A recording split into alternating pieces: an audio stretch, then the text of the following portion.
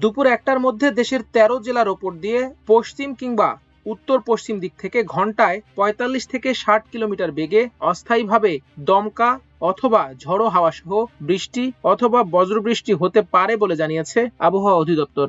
এমন পরিস্থিতির কারণে এসব এলাকার নদী বন্দরগুলোকে 1 নম্বর সতর্ক সংকেত দেখাতে বলা হয়েছে।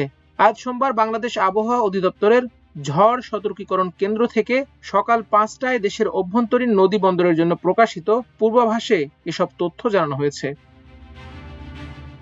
পূর্বাভাসে বলা হয়েছে, রাজশাহী, পাবনা, ঢাকা, ফরিদপুর, যশোর, কুষ্টিয়া, খুলনা, বরিশাল, পটুয়াখালী, নোয়াখালী, কুমিল্লা, চট্টগ্রাম ও কক্সবাজার অঞ্চলের ওপর দিয়ে পশ্চিম অথবা উত্তর পশ্চিম দিক থেকে ঘন্টায় 40 থেকে 60 কিলোমিটার বেগে অস্থায়ীভাবে দমকা অথবা ঝড়ো হাওয়া সহ বৃষ্টি কিংবা বজ্রসহ বৃষ্টি হতে পারে। এছাড়াও দেশের নদী বন্দরগুলোকে 1 নম্বর সতর্ক সংকেত দেখাতে বলা হয়েছে। এর আগে গত পরশু সন্ধ্যায় প্রকাশিত পরবর্তী 5 দিনের আবহাওয়ার পূর্বাভাসে জানানো হয়, রোববার সন্ধ্যা 6টা থেকে পরবর্তী 24 ঘন্টায় রংপুর, রাজশাহী, ময়মনসিংহ, ঢাকা, খুলনা, বরিশাল, চট্টগ্রাম ও সিলেট বিভাগের অনেক জায়গায় অস্থায়ীভাবে দমকা হাওয়া সহ হালকা থেকে মাঝারি ধরনের বৃষ্টি অথবা বজ্রসহ বৃষ্টি হতে পারে। একই সঙ্গে দেশের কোথাও কোথাও মাঝারি ধরনের ভারী থেকে ভারী বর্ষণ হতে পারে। এদিন সারা দেশে দিন ও রাতের তাপমাত্রা সামান্য কমতে পারে।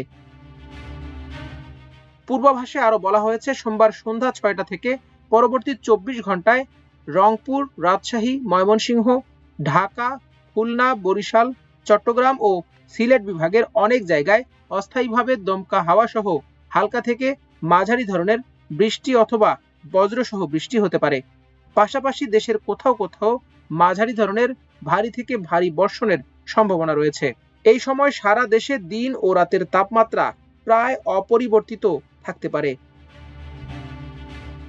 পূর্বাভাস অনুযায়ী 18 আগস্ট সন্ধ্যা 6টা থেকে পরবর্তী 24 ঘন্টায় সিলেট বিভাগের অনেক জায়গায় এবং রংপুর, রাজশাহী, ঢাকা, ময়মনসিংহ, খুলনা, বরিশাল ও চট্টগ্রাম বিভাগের কিছু কিছু জায়গায় অস্থায়ীভাবে দমকা হাওয়া সহ হালকা থেকে মাঝারি ধরনের বৃষ্টি বা বজ্রসহ বৃষ্টি হতে পারে।